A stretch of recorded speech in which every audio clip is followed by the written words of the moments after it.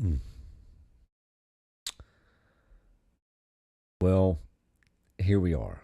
Good morning, good morning, good morning. Day 20. 3 weeks.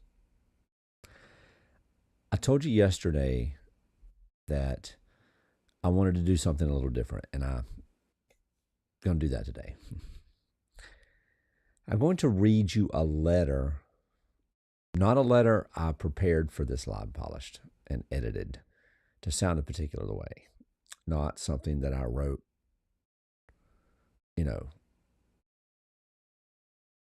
3 weeks ago or whatever.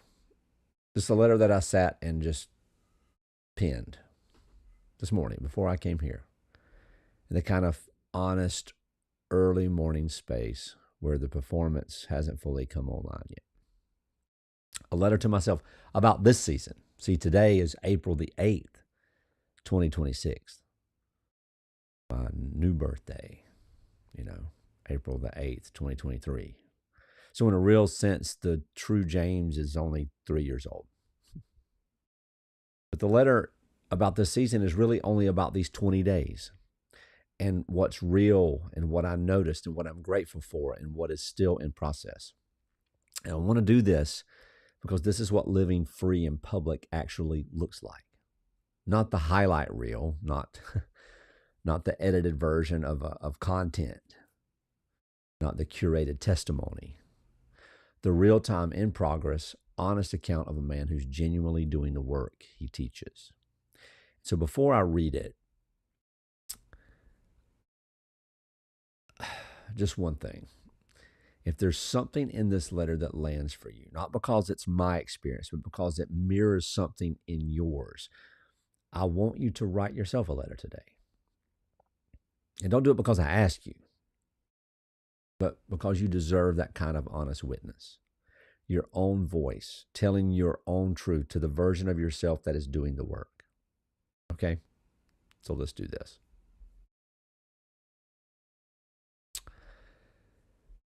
All right. To me, at 3 weeks into the most honest public practice of my life. Hey, you're doing it. And I want you to hear that first. Not you could be doing it better. Not you almost did it. You are doing it.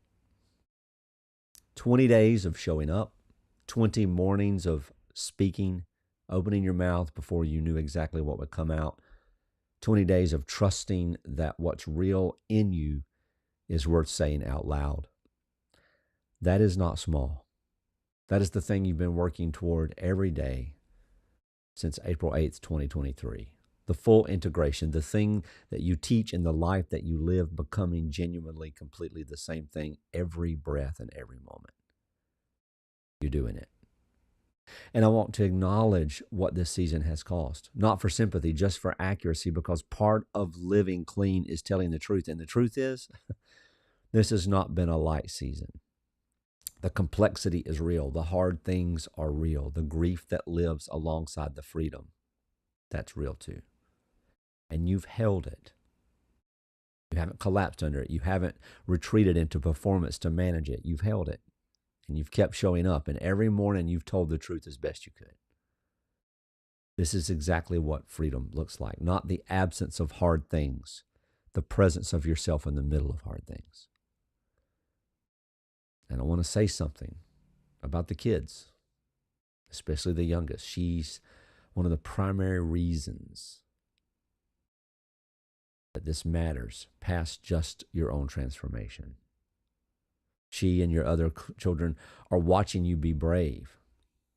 They don't have language for it. They may not know yet what they see is courage, but they see their dad staying present, staying honest, staying himself in the middle of a season that could have taken him under. But they will know. And they see their own hard season, and they will, because everyone does. They'll have a memory in their body of what their father did, of what it looks like to walk through the fire and come out grateful on the other side. Give that to them. Keep giving that to them. I want to be honest about what is still in process, because this letter wouldn't be what I said it would be if I only told you the parts that are finished. There are relationships in this season that are unresolved. There are griefs that are still completing. There are questions I carry that I don't have answers yet. There are days, not many, but some, where the old noise seems louder than the signal, and I have to work to hear myself. And that's okay. That's not evidence of regression. That's what it means to be a human being doing the ongoing work, living truly amplified. The work is never done. The freedom is not static. It's alive, and it requires tending. And I'm tending it faithfully, honestly, daily. That's the whole thing. That's the whole practice. Just keep tending. Last thing, I want to say out loud what I believe to be true about the life I'm living. It is the best life I have ever known.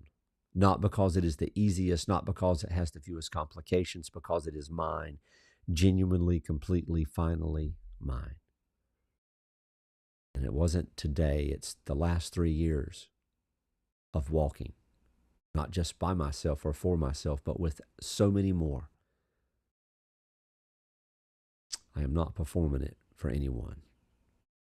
I'm living it as me. I'm not maintaining it for anyone's comfort. I am not living inside anyone else's story. This is the story I would choose.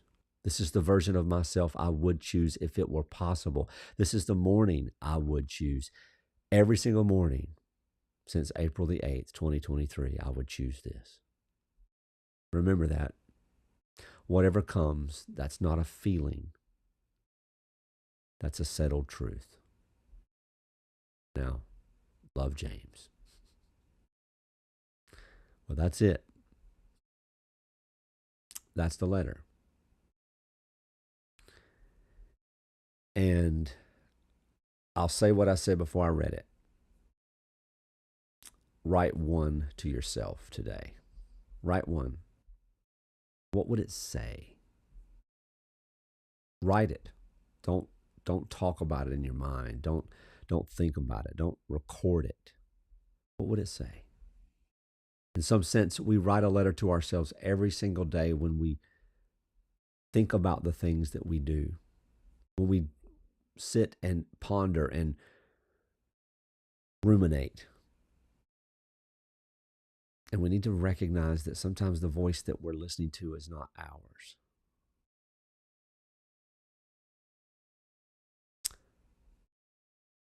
Don't write the letter for me,